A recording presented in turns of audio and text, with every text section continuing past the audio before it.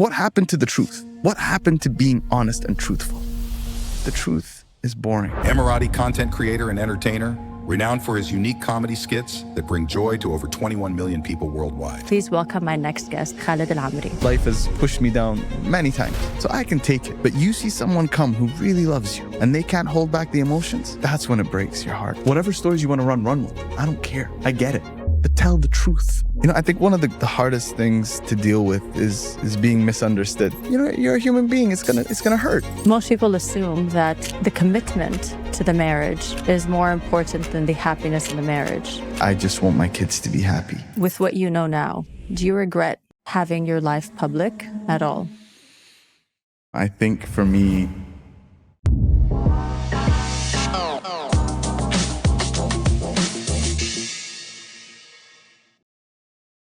Welcome to another episode of What They Don't Tell Us. In this series, I aim to shed light on the unspoken truths, because life's real lessons are found between the lines.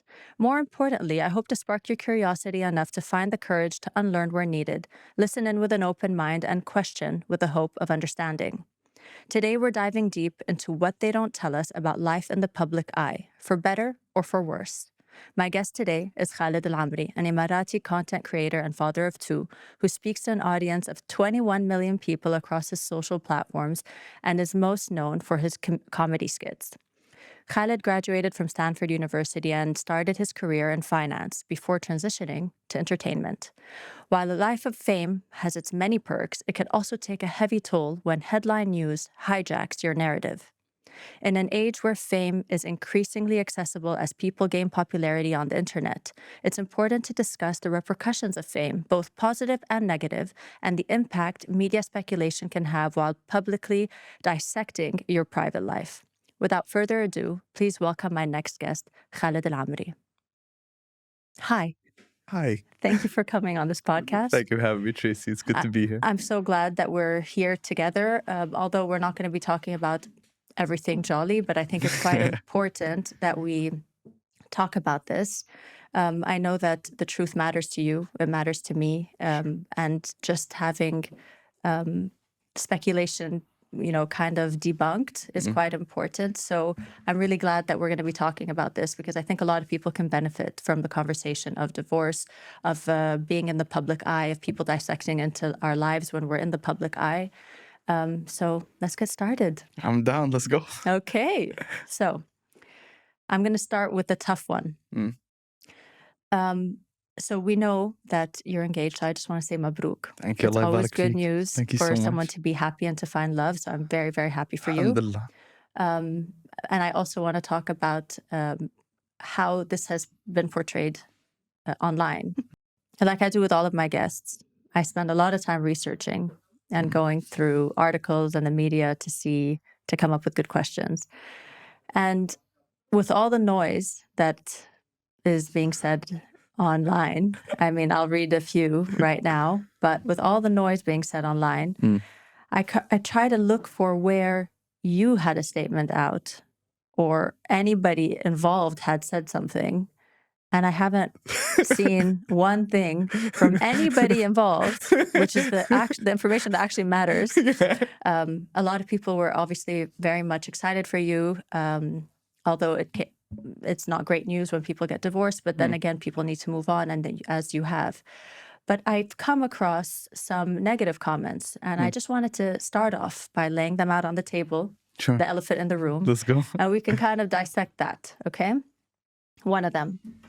It's clear he was at fault. That's why he was silent. If a man gets betrayed, he will tell everyone and not shut up about it. They both built an empire on lies. Look at us, the happy couple in Dubai, and it all fell apart. He cheated, I'm sure, and just recently got married. Shocking. So some of the crass comments out there, which is distasteful, of course. But I wanted to first start by saying, how do you feel about these comments? First of all, thanks for having me, Tracy. I really appreciate it. And congratulations on the launch of Mama Booza. Thank It's you. Incredible work, mashallah. There's something happy, Yeah. but you're doing incredible work. Thank you so much. And I'm rooting for you, cheering Thank for you you. always. Thank you. I think one of the hardest things to deal with is being misunderstood. And when you hear things like that being said about you that are completely false, baseless, that haven't come from anywhere, there's just purely someone's opinion being pushed as a fact. You're a human being. It's gonna hurt. Um, and for me, the thing that I always wonder is, where does it come from? Because I think it's that pursuit of people to find a reason to be angry or upset with something. Because the reality of the matter, Tracy, when I look at things like in life and in stories and stuff, the truth is boring. The truth is boring. Like, why is it so hard to believe that a couple comes to a point where they feel they're not right for each other anymore and just decide to move on and go their separate ways and do so with respect, with appreciation for what they had, and with an understanding that, they're going to be happier in another path. Because it doesn't make headlines. Thank you. Because who's going to click on that? Right? Couple gets divorced peacefully. It's no fun. How many people are going to click on that? It's no fun. And to be honest, what happened to the truth? What happened to being honest and truthful? Right? Like, for me, there was like a famous Denzel quote where he's like, everyone's in this rush to just get something out there. When he's speaking to journalists or whoever it was, just to get things out there. Who cares who it hurts? Who cares whose life it destroys? Just get it out there. And don't worry about the truth. And for me, that's kind of like what I felt. It's like, we know the truth. Why? Because we've been through a divorce. And I hope people know that when you get a divorce, reasons are stated as to why you're getting divorced. So we have everything, and when you see stuff like that, I was just like, really? Like, that's what you thought just out of like, I'm sure they did this. How are you sure? How are you sure beyond all doubt that this is what happened? I think more than just the fact that they're spreading speculation or lies, or even if it were true, what's more detrimental is the fact that they don't see how this could impact not you directly, but maybe your kids, maybe people around you, people that love you. I mean, we're like confused about the timeline everyone's analyzing the timeline. Oh, you got divorced on this date, you got engaged on this date, so if we go back, then this must have happened. That everyone's a detective. Everyone's a detective. Everyone's Sherlock Holmes. People don't realize that even if you do have a platform, fame, you're still a human being. You have a heart, you have feelings, and you're going through a divorce. It is as simple as that. Anyone that has a bit of logic would know that it must be tough, regardless of what happened, who happened, what. I mean, I will never pry, just to be clear. I wanted to talk about this because the whole point is it's not fair for people to pry. Irrespective of how public you are, you could choose to have certain things public and certain things not public, right? So it's quite important that we talk about this because I feel like it could affect a lot of people around you. And I wanted to just touch on that. Has this affected certain people around you? No, alhamdulillah. See, for me, like, whenever these things like come about, like, I don't worry about myself. Like, I've been through a lot of challenges in life. I can take it. And I know there are a lot of people that, support us, that, check in, make sure that we're doing good despite what's being said. But for me, I just worry about, the people that love me that see this. Regardless of who that is, they have to see that said about someone they love. And that hurts. That really hurts. Because they know it's, like, the people who are closest know it's not even true. So imagine how they feel, seeing someone they love, having that being said about them. Because for me, like, I've been through stuff. I swear to you, Tracy, like, I've seen things, I've been through things. Life has pushed me down many times. So I can take it. I just can't. It hurts me to see the sadness in someone's eyes and someone's heart when they see this being said, when they see lies being spread about someone. And I swear I wouldn't wish it on anyone. Because it's one thing to get something said about you and you've done something wrong. Because then you can sit there and be like, you know what, I deserve this. I deserve it. You accept it. But when it's pure lies, pure speculation, and you're strong enough to deal with it, but you see someone come who really loves you, and they can't hold back the emotions, that's when it breaks your heart, man. Yeah. And I feel like people don't see that. They're so, is the word desensitized to the impact that these words can have on people. They see it as just, I'm just saying something on a screen. And I could see them in person and they'd be like, oh yeah. I'm like, yeah, you said that. They're like, oh, that was just on the gram, man. I don't really actually think that. It was just on social media, man. Don't worry about it. I'm like, no, man. Entertainment. It's not entertainment. These are people's lives. These are humans' lives. There are mothers, fathers, kids, family who are going to see these things being said about you. What do you say about people that say you need to be, you should assume the fact that you decided to be in the public eye to accept criticism when it comes just as much as you're going to accept the positive feedback when it comes? Sure. Criticism I can take. That's the issue. The issue is not criticism here. People can criticize all they want. People can have an opinion. That's fine. But to put something out as a lie and state it as fact, that's no one can get accustomed to that. Is there a specific thing that stood out that hurt you?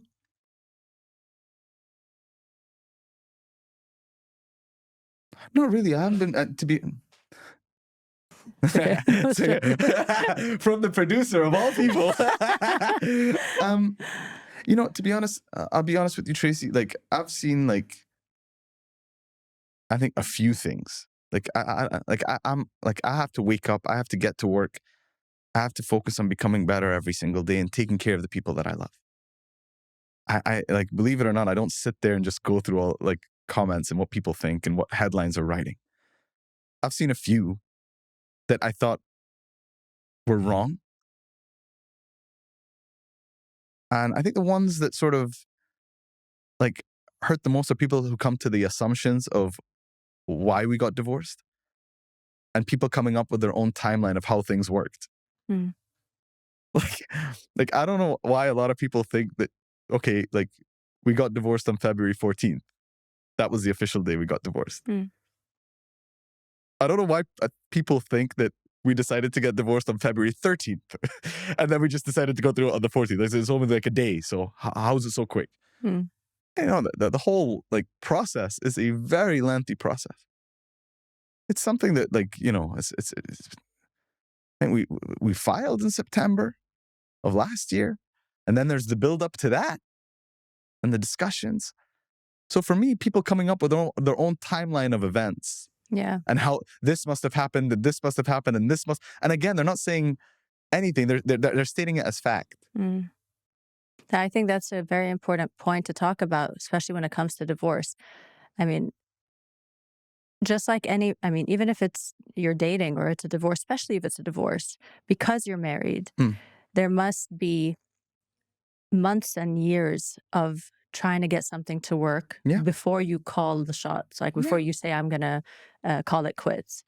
And naturally speaking, anyone who has some sense would know that it most likely the relationship would have ended in your heart or in your partner's heart way before the papers were signed, or even the separation must have happened way before the papers were signed. But how people see it is when I got the news of the papers being signed, then therefore this is the day that they decided. Exactly. And how could Khalid have chosen to move on so quickly? But it could have been moving on. You could have moved on 10 months ago, 1 year ago, but you stayed in the commitment just to try to make it work. So jumping to that conclusion just because they've got the news that day doesn't mean if it's news to you, it's not news. Doesn't mean it's brand new information if it's news to you. Yeah, I mean, and at the end of the day, I can clarify till, what is it saying? I can clarify till the cows come home, right? Yeah. But at the end of the day, like I said, the reason I'm here talking to you, it's not about the people who have already made up their mind and who have chosen to say something or put an opinion out there. I swear, the reason that I am here is because, a lot of people have been checking in and saying Khalid, just want to let you know that We know who you are. Like we know who your team is. We know what your journey. We know everything. We've been with you. We know.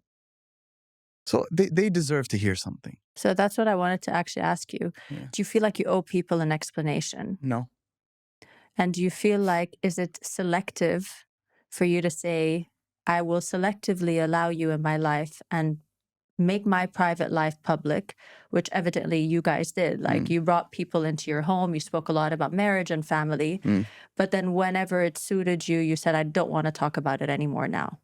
Do you think do you think that's called selective sharing? And if so, do you feel it's within your right to share whatever you choose to share and withhold whatever information you choose to withhold? Of course, it's within everyone's right to share what they want to share and to not share what they don't want to share. The nature of what we used to share was very much comedy. Like it was never like, this is exactly what we're doing today. So it was selective by default, by the nature of the work that we were doing. But everyone is within their right to share what they want to share, to not share what they want to share. And I mean, that's social media by default, right? I mean, it's giving I mean, we always looked at entertainment, so we want to do things that entertain people. So for me, it's never been about sharing the most intimate parts of my life. For me, it's always been about doing something that entertains the audience. And if they can look back at all the things that we've done, it was always curated. It was always scripted stuff, the content that just made people smile, made people happy. But, if someone's sort of like in that genre where they want to share everything and they choose to be selective about what they share, that's on them. Everyone has that right. Yeah, I agree with that, actually. I think it's not fair to say that, and this is, I think, a lot of people that are following think you owe them an explanation. And I don't think you owe anybody anything. None of you do, obviously. But I understand your position now where you're hearing it all and there's a lot of noise out there. And I feel like you just want to clarify. And I think it's a good thing. It's like, it's not about, I don't know if it's about clarifying. It's not clarifying. It's about debunking, the truth. maybe. Yeah. No, it's the truth. Exactly. And I get it, Tracy. Look, listen, I get it. The truth, even the truth won't be enough for some people. Because people... It's probably not, even after this, they're going to be like, come on, it's not juicy enough. It's like, it must be something. It's too boring. Give us something. Yeah. But for me, like I said, the truth is boring. And there's been one article that one of the team shared with me where the same newspaper has said I was divorced, engaged, married, and now my engagement is off after the marriage. Who's going to get the highest number of clicks? And the thing is like, as you said at the beginning, no one has said anything. Not any of the parties involved have said a single thing. Think about that for a second. Think about how crazy that is. Like, you've done your research, right? Have you found one single thing that any of us have said? Nothing. Nothing. So where's all this coming from? Speculation. And this has really taught me that people really do not care. I mean, there's actually been a tabloid where I actually spoke to them and said, look, whatever stories you want to run with them. I don't care. I get it. But tell the truth. Or fact check. Fact check. Ask, is this true? We're going to talk about this. And they will go and find things and make up a story knowing what it's going to do to the audience. Obviously, there's a lot of smart people out there that won't feed into this. But it feeds to a lot of people. And I'm like, guys, we spoke and they're like, no, we understand. We're here for They went with it anyway. They did not care. They didn't care. Like, I've seen journalistic integrity go down the drain. I've seen the need for the truth. Like, I don't care what people say. Just make sure it's true. Yeah. And for some, but the problem is if they were to go look at the truth, they wouldn't even have something to say. Because it's not news. Because it's not news. Yeah. And for me, that's probably one of the most, that hurts. Mhm. And to be honest, Tracy, like that's a scary thing. It's It's a scary uh, thing. it's irresponsible. No, but they can say anything Mm. and frame it in a way where they're not actually saying it about anyone without a care in the world. So on that, with what you know now, do you regret having your life public at all? No, I don't like to look back and think about like things as being like a regret, you know. Definitely I've learned things. What do you think is the biggest lesson?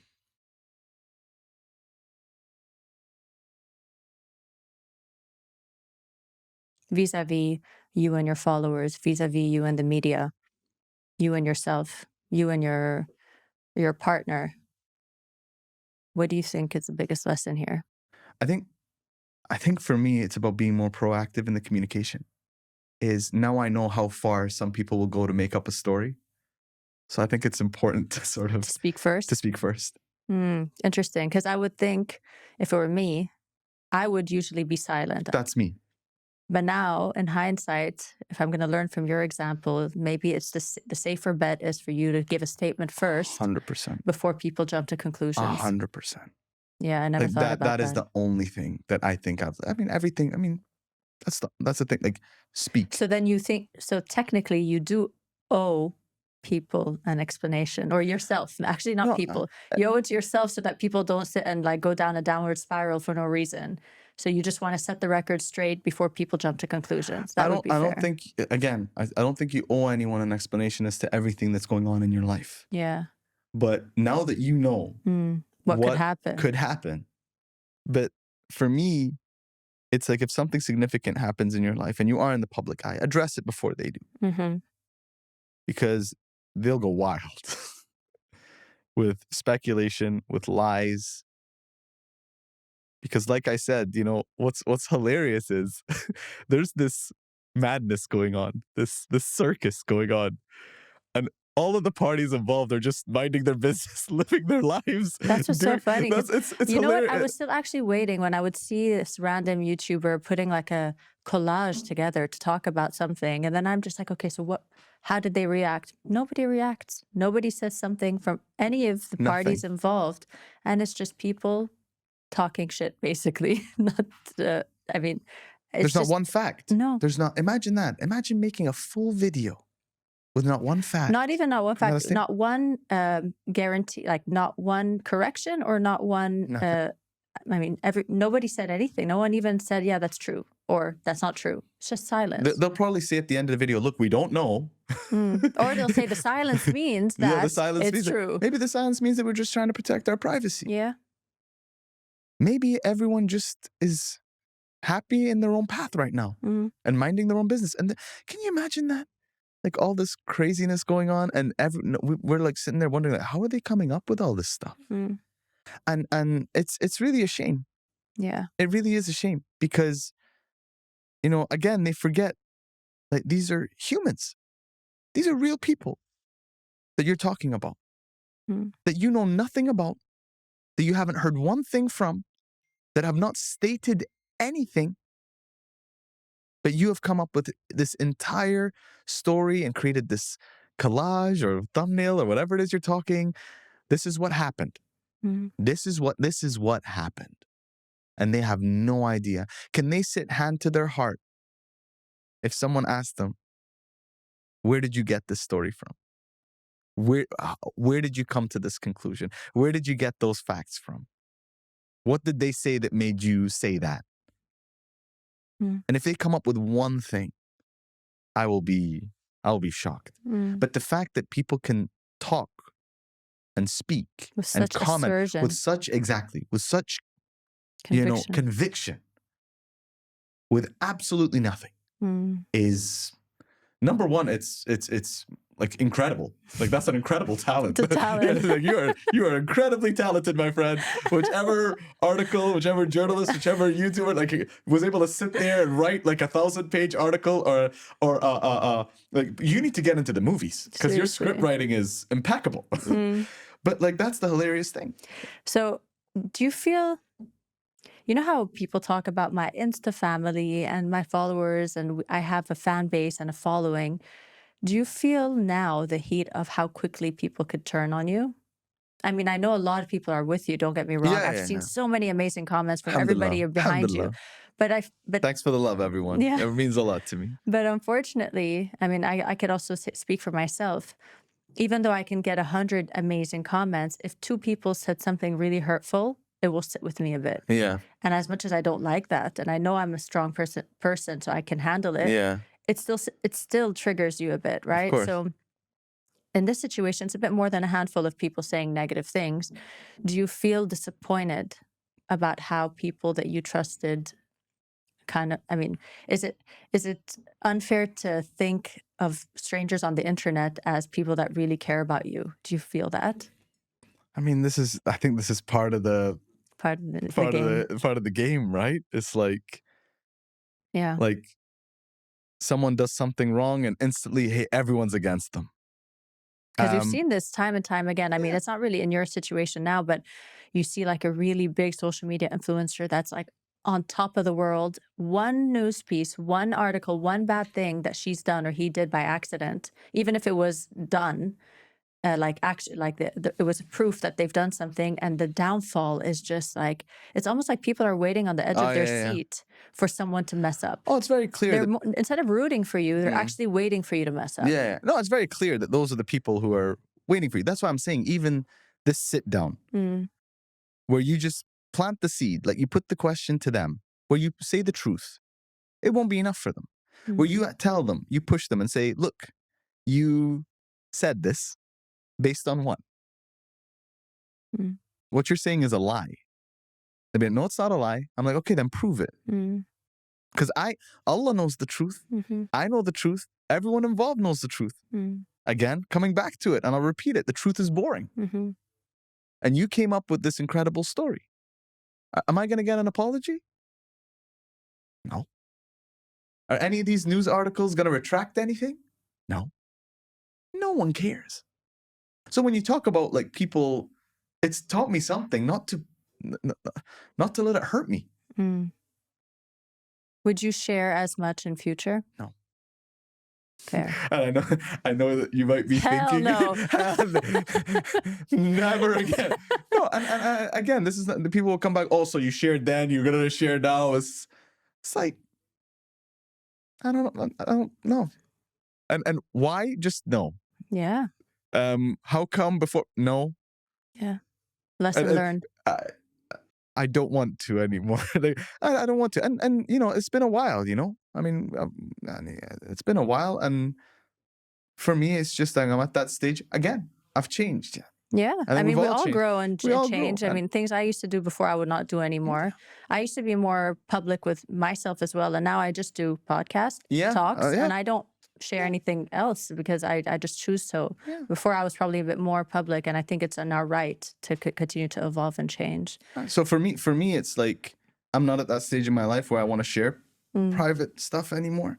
Yeah. I want to be a lot more protective of people. And now I know just how far some people will go to hurt someone, even when nothing has happened.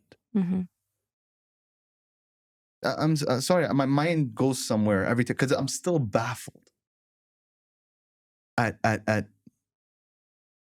things people can say based on nothing. And I've sat there, like, especially when I've seen a couple of the things, I just always keep wondering, like, where do you come up with these things? And I still haven't come to a conclusion of that. If you'd find out, let me know, because I'd like to know as well. Let's talk a little bit now about marriage and divorce. Sure. People label a divorce as a failed marriage. The sentence, failed marriage comes very quickly next to divorce. Do you agree with that statement? The reason I ask is because I've questioned it myself, and I've asked, and I'll answer what I think. Most people assume that the commitment to the marriage is more important than the happiness in the marriage. And your, for better or for worse, your vows of I will stick with it forever should supersede should supersede your happiness in the marriage. And if a commitment is what defines a successful marriage versus the real commitment, which is being there for them, the values, the support, and if all of those things die, but you kept holding on with that small little rope into that marriage, saying, okay, I'm just going to stay here because I have to stick with the commitment of the marriage. If that's defined as a success, then I don't know. I mean, people have definition of success completely backwards, because what a failed marriage is holding on to something that doesn't work anymore, in my opinion.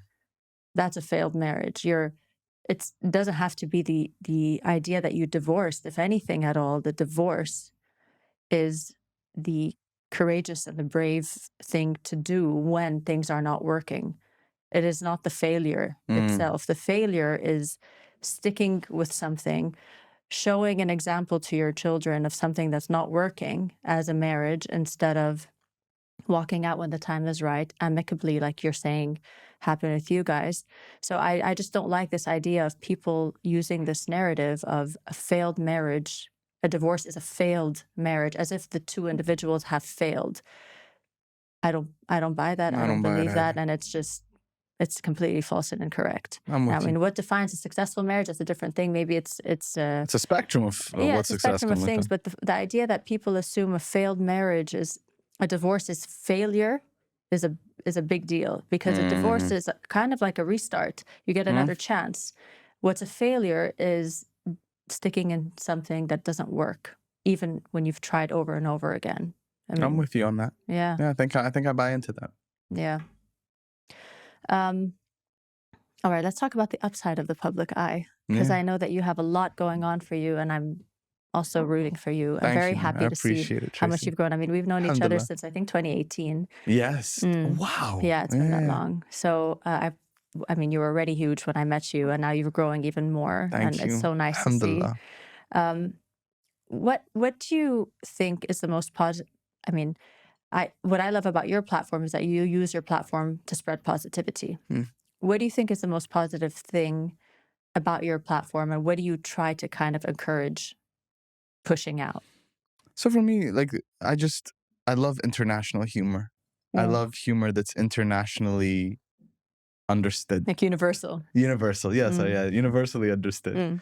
For me, it's always been about, sharing stories, sharing awkward moments, sharing moments of humor within families, within different cultures. And, just getting people to smile. And, I want to be that, like, stress relief at the end of a long day. Yeah. That's what I want. Like, when people get home, they open up their phones, their TVs, they can put on something that we've produced, and they just forget whatever it is. That's my husband's kind of content. Yeah. I mean, it's so weird, because when I come back home from work, I'm the one that wants to put on like this really interesting podcast, and my husband's like, no way, take this out of my face. And he just wants to laugh. He just wants to scroll, and he wants to laugh, and he wants something light. So it's very much down that lane. I get it. I get it. What do you feel is the struggle between being your authentic self and then the persona that you put on? Well, the biggest compliment that I always get, and the one that I love the most, is people, like, after they've talked to me, like in real life, they'd be like, wow, you're just the same as on your Instagram. That's awesome. And I try and project the same energy, whether it's in real life or whether it's through our videos. I always try and project a feeling of love, a feeling of care, a feeling of respect, and a feeling of positivity. And for me, it's always been about that. It's always been about using that energy. Like, I wake up every day and I'm excited about life. Wallah. And I always say, Alhamdulillah. Alhamdulillah, I get to live this life. Alhamdulillah, I get to make people happy. Alhamdulillah, I get to do what I love. Alhamdulillah, I get to take care of the people that I love by doing this work. So for me, it's always been about coming with that energy and knowing that, Like, I really feel I'm doing the things that Allah's put me on this earth to do. After every prayer, I always say thank you to Allah for blessing me like this. That's amazing. And I'm just grateful every day for every single person out there that supports us, that shows us love, that has helped us along this journey. Mm. You know, Is there anything? Is there sort of like a public perception of you that you want to debunk, or that you don't think is probably accurate, and in reality is probably something else? No, I think people have a very clear idea of who I am because I've not changed ever. You can ask the team here. You can ask everyone that's ever met me. You can, like, I wake up the same every morning. And I have a very boring life, Tracy. I don't have time for... I wake up, pray, go to the gym, come back, work, film, sleep. My life is very boring. Like, I enjoy my work so much. I enjoy what I do so much that's really my fuel. That's really what I get excited about every single day. So people who and I've not changed. Like, I don't... No, but not for the worse. I mean, actually for the better. Like, is there something that maybe people assume, but in reality it's something else? That I'm rich? I don't know. Is it one of them? Some people think I got a lot of money. I don't have a lot of money. I wish I had a lot of money. You're preaching to the choir. Yeah, I swear to God, like I even have a friend of mine, she's big on social, and same thing, Karen Wazen. Okay, and we came across an article where someone's like, Karen, $100 million empire. She's like, wow, where is all that money? Because I'm not seeing it. Yeah, it's the same. It's the same as, like, you know, like, I think someone said me, like, what my net worth is. I just thought it would just... I'm like, I wish that was my net worth. And it's just the same as, like, it's the same about everything. When you think about, like, stuff that people write, it's like coming back to everything. It's like an article said that I got engaged, then I got married. Now my engagement's off. I'm like, wow, thanks for letting me know. Exactly. I didn't know I was married. Let me ask her, is that true? Yeah, I'm like, hold on, are we married now, or what's the story? So for me, it's like, you know, when it comes to debunking things, I think a lot of people think that you know, because of what I look like, because of the work I do, that I must have a lot of money. Like, alhamdulillah, Allah's protecting us. Allah's giving me enough to take care of the people that I love, to build, to grow, to help other people. You know, that's like a huge part of our work. So, you know, to be able to make enough to be able to take care of people and help other people, for me, that's one of the most fulfilling things, alhamdulillah. Would you encourage your kids to get on social media and maybe to follow the same career path as you? Another trick question, Tracy. No, I'm just wondering. I'm wondering, like, because I know that sometimes it maybe, I mean, if someone's an actress or a singer, they wouldn't wish that upon their own kids. And I'm wondering if for social, for you as YouTuber, is it the same kind of feeling? I've always said this, like, I just want my kids to be happy. Like, I do not care what they do. Okay. I just ask them, if I was to ask them, I'd ask them one thing whenever they decide a career path, whatever that is: scientist, dancer, artist, YouTuber, whatever it is. Just please be your best. Just please promise me you'll give your best. I'm going to support my kids till the day I die. Like, I'm their dad. Like, I will be there rooting for them. I'll be there to protect them. I'll be there to push them. I'll be there to take any worries or troubles that they have. But the only thing that I'll ever ask of them, Tracy, is whatever you decide to do, be the best that you can be. Don't give it half your effort. Don't give it a little effort. If you decide this, go in with your heart. And if you don't love it, come back to me. Don't worry. I'm your safety net. You can start over with me, no problem. I think it's quite important. It's important because most parents push what they think a good career path is, but what they don't realize, and I find that very true to me as well, because we're both in finance and we kind of switched gears. Yeah. And if you're somewhere that you don't want to be, it is very hard to give your best. You just can't give your best. You'll give as much as you can, but the best only comes when you're completely in your element. If you're not in your element, you end up feeling like it's extra work, taking time, a lot of sacrifice. You don't realize the sacrifice or the time or the effort or the weekends or the holidays being missed when you care about what you're building. I never realized the difference. And I actually misjudged myself. I used to think I wasn't very disciplined. I didn't have a lot of commitment. I didn't have too much care in what I'm doing. But that's not true. I actually have a huge commitment, a lot of discipline. I'm very hardworking, but that only comes about, and I could only see my true potential when I'm in the right structure. And for me, it was not in my old job in finance or in corporate. It's where I am now. I see how hard I work. Oh, I we all build see like it, Tracy. crazy. We all see it, man. I'm telling you, we all see it. It's incredible what you're doing. Thank you. I appreciate that. But it just brings me so much joy. And I would constantly encourage people, like you say about your kids, that it's so important to be where you should be. Don't do something because someone thinks you should be doing it. You will never be able to give your best. And without your best, you won't make it. Unfortunately, it's a cutthroat world now. You can't make it. There's other people there, Tracy, who actually love it. Yeah. And they don't even need to do their best to outshine you. It's so true. So that's why. It's so true. I used to say this a lot, like, if I were to stay in finance, I needed to visualize myself in the CEO's chair. If I never saw myself in that chair, how much was I willing to grow in it? Now, if I just tell you my ambitions, you will probably laugh at me. It's probably like, you just relax, Tracy. But because I care that much, I want to build, and I can feel like I could get there. If I used to only cap my vision to like the director's chair or a VP in finance, that means I don't have that much of a longevity in the industry. So good point with your kids. I actually like that answer. Thank you. Can you share a moment where your influence, being in the public eye on somebody specific, has really touched you, or something you have done has really moved you? For me, there are two things. Anytime that we've supported a small business and, we get a message saying that they sold out, that is like the most heartwarming thing. Because you know how hard people work to achieve something. And, with just some help, you realize that you can make their dreams come true.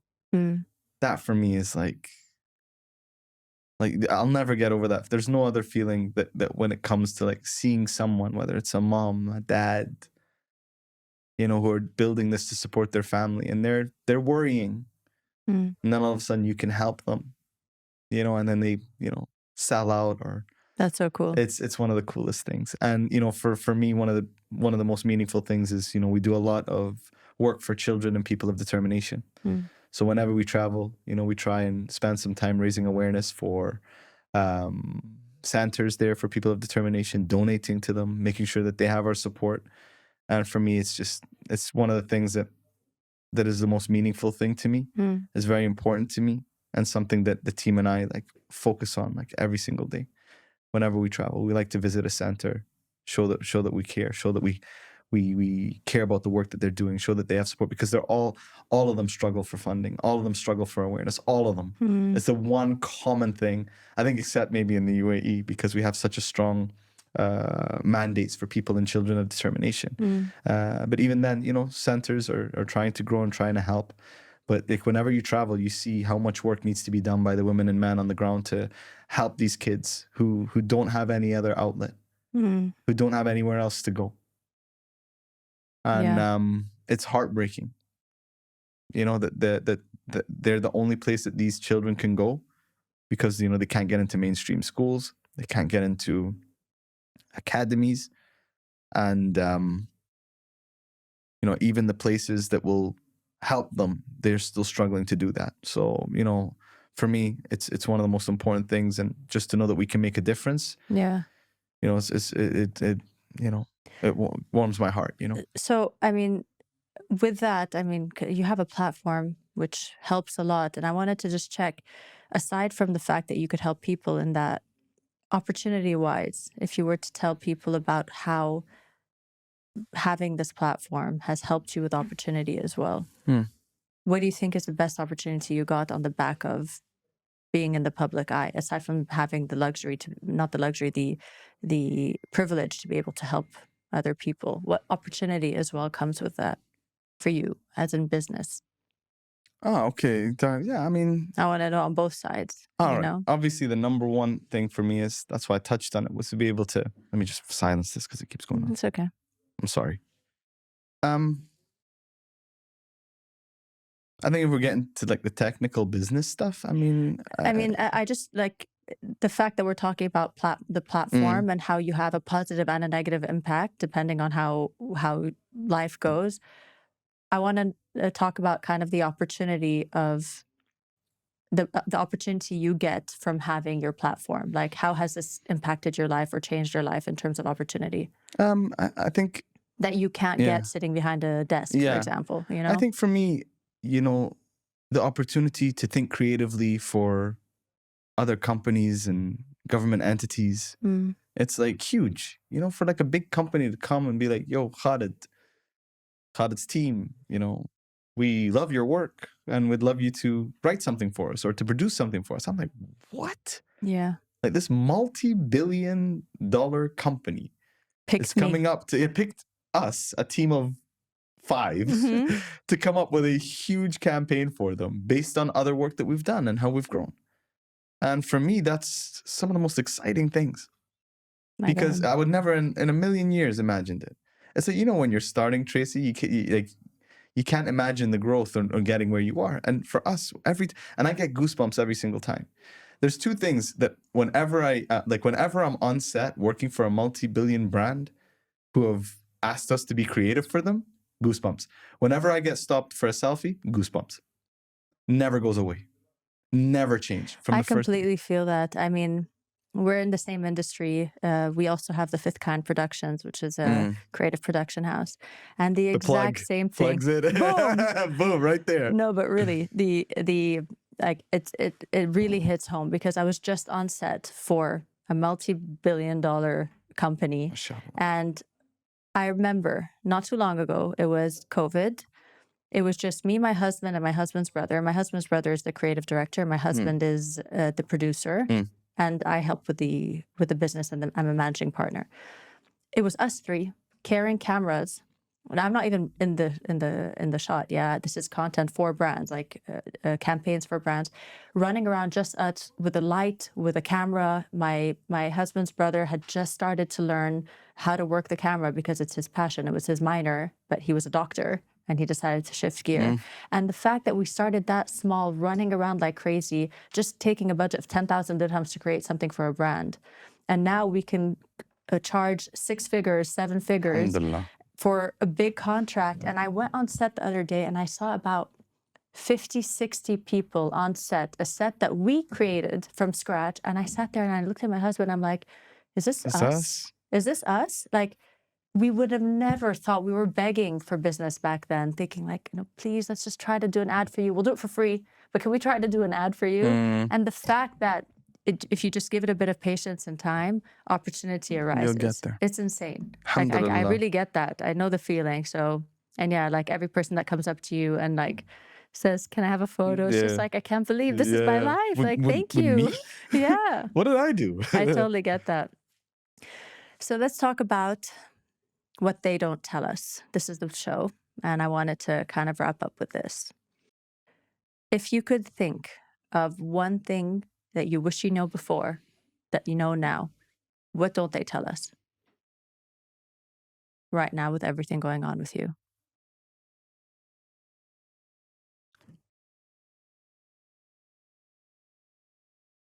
Really enjoy the good days. I think for me, I didn't take a lot of time to enjoy the good days, enjoy the good moments. You know, take some time to just let it sink in. Because they say enjoy the good days because they'll get you through the hard times. That you just need to sit with those memories. And I wish I wish they had told me to just, you know, whenever we had a successful day or a successful campaign or a successful video, to just take a little time to enjoy it. Take a little time to let that sink in. To be proud of yourself. To say, alhamdulillah, look at what we're doing. But, in the life that we have, it's always on to the next one, on to the next one, on to the next one.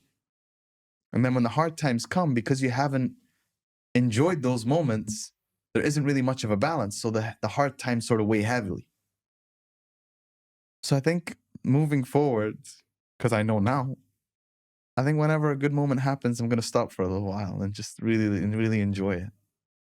And really appreciate it for what it is. And let it sink in completely. Like if I've done something incredible, if my team has done something incredible, we need to stop for a bit and really let it sink in. Because one thing's for sure in life, hard moments are going to come. They're going to come. It's inevitable. But what allows you to sort of get through it is just say, okay, there's just one of those moments. Had a lot of good times. I've got my batteries full of good times, so I can take a few hits. That's fine. So I wish I had known that then.